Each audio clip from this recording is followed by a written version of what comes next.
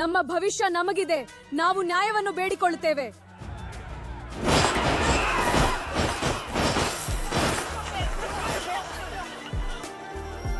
ನಮಸ್ಕಾರ ಸ್ನೇಹಿತರೆ, ನಾವು ಸುದ್ದಿಗಳಲ್ಲಿ ಆಗಾಗ ಜಂತರ್ ಮಂತರ್ ಎಂಬ ಹೆಸರನ್ನು ಕೇಳುತ್ತೇವೆ. ಆದರೆ ಜಂತರ್ ಮಂತರ್ ಎಂದರೇನು, ಇದನ್ನು ಯಾರು ನಿರ್ಮಿಸಿದರು, ಇದು ಏಕೆ ಇಷ್ಟು ಪ್ರಸಿದ್ಧವಾಗಿದೆ?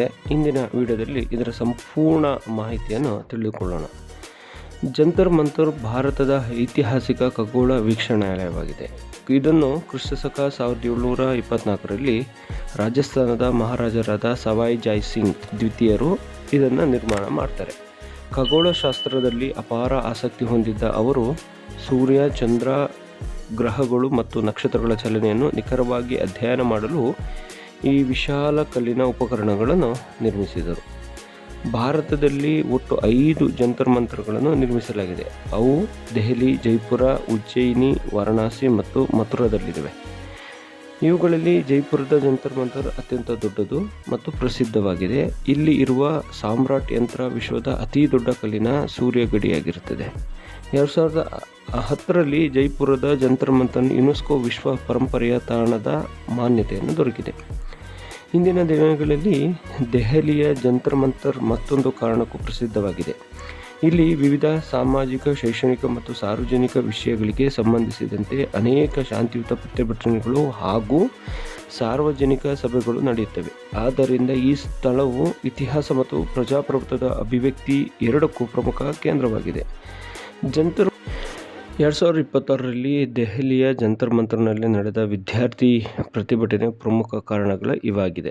ಯಾಕೆ ಪ್ರತಿಭಟನೆ ಮಾಡಿದರು, ಯಾಕೆ ಅಷ್ಟೊಂದು ಆಕ್ರೋಶಗೊಂಡರು, ಇದಕ್ಕೆಲ್ಲ ಕಾರಣ ಇಷ್ಟೇ. ಸ್ಪರ್ಧಾತ್ಮಕ ಪರೀಕ್ಷೆಗಳಲ್ಲಿ ಅಕ್ರಮಗಳ ಆರೋಪಗಳು, ಅಂದರೆ ವಿಶೇಷವಾಗಿ ನೀಟ್, UG ಸೇರಿದಂತೆ ಕೆಲವು ಪ್ರವೇಶ ಮತ್ತು ನೇಮಕಾತಿಯ ಪರೀಕ್ಷೆಗಳ ಪ್ರಶ್ನೆ ಪತ್ರಿಕೆ ಸೋರಿಕೆ ಮತ್ತು ಇವುಗಳ ಅಕ್ರಮಗಳ ಆರೋಪಗಳಿಂದ ವಿದ್ಯಾರ್ಥಿಗಳಲ್ಲಿ ಅಸಮಾಧಾನ ಹೆಚ್ಚಾಯಿತು. ಹಾಗಾಗಿ ಪ್ರತಿಭಟನೆಗೆ ಅದೊಂದು ಕಾರಣವಾಯಿತು.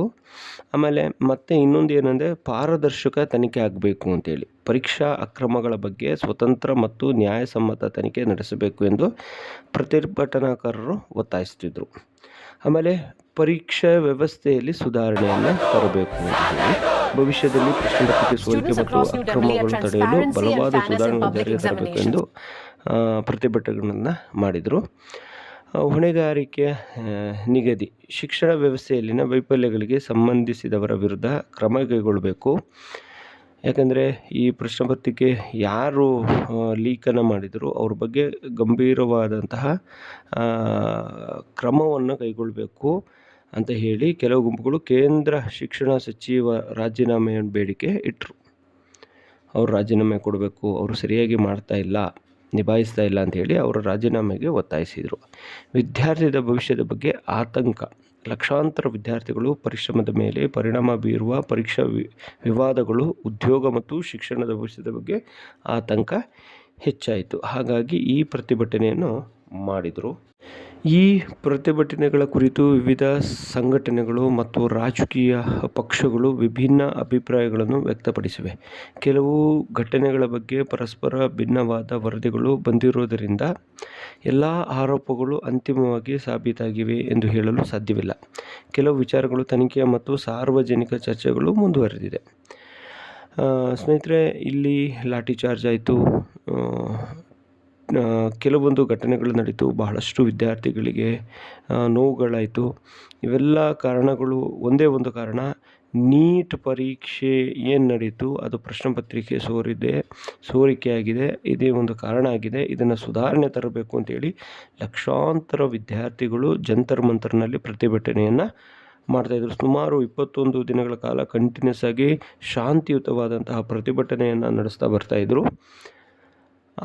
ಯಾವಾಗ ಇದು ಉದ್ವೇಗಕ್ಕೆ ಹೋಯಿತು ಅಂದರೆ, ಪ್ರತಿಭಟನೆಯನ್ನು ಚದುರಿಸಲು ಕೈಗೊಂಡ ಕ್ರಮಗಳು, ಪೊಲೀಸರು ಜನರ ಆಕ್ರೋಶ ಹೆಚ್ಚಾಯಿತು. ಯಾಕೆ ಹೆಚ್ಚಾಯಿತು ಅಂದರೆ, ಪ್ರತಿಭಟನೆಯನ್ನು ಚದುರಿಸಲು ಲಾಠಿ ಚಾರ್ಜ್ಗಳನ್ನು ಮಾಡ್ತಾ ಬಂದರು.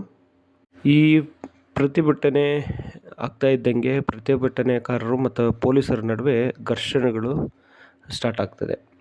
ಮಾತಿನ ಚಕಮಕಿಗಳು ಸ್ಟಾರ್ಟ್ ಆಗ್ತದೆ.